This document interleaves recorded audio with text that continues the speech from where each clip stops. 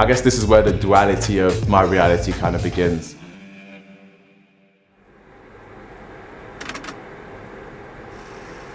Yeah, so I'm Joshua Osei, and I was born and raised in Austria.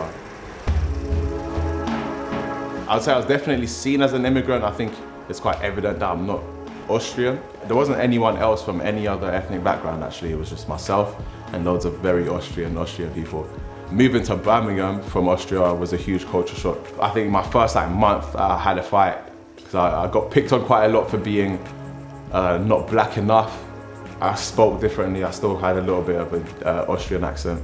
Because you go from, I guess, some people making fun of you for being the only black person in a place, and that being different to you then come into a place where there's a lot of people that look like you, but you're still not like them enough.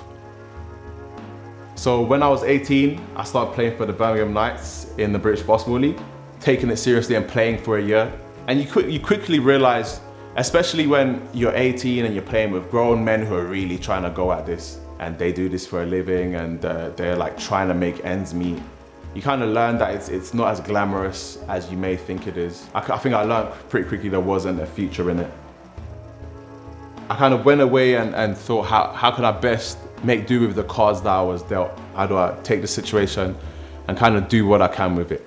My background definitely plays a part into that. I think being a Ghanaian kid, you're expected to really excel at school. It's really it's what you're supposed to do. Being an Austrian kid, the country is highly educated. There was a little bit of pressure to really go and achieve something and do something where I'm gonna be able to build value and produce value in the world. Also, the more superficial part of it all is for the prestige of being an engineer. I guess that's definitely more a Ghanaian thing, where it's being an engineer or a lawyer or a doctor is this prestigious thing. So I think I did it even with my own mum in mind, where it's I can make her proud by doing this thing. So now I'm in this position where I envisioned myself being when I started uni. It's I'm in the thick of it. I was very interested in the ability to build applications and build things in the digital world, in the digital space. And software engineering was the role that was doing that. And the end goal for me really is to find something that I really want to build, or at least find a problem that I really want to solve. And that's kind of where I see my own career heading. And I think it's one thing that I enjoy most about skateboarding, and I think it translates all throughout the rest of my life. You know, there's something that you're trying to achieve. It's some problem that you're trying to solve, and then skateboarding is usually an obstacle you're trying to escape, and you keep hacking at it until you figure it out. You know, you fall a lot when you skateboard, but it's nice. It just feels good to be doing something where you're failing a lot, but the goal is right in front of you, and there's something that you're failing, you're doing all of this failing for.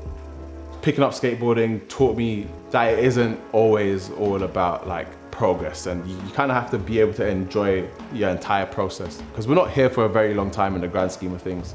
None of us can guarantee a long life, but for the time that we're here, we really want a healthy life.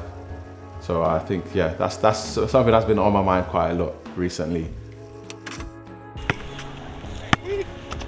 Oh my God, double dribble!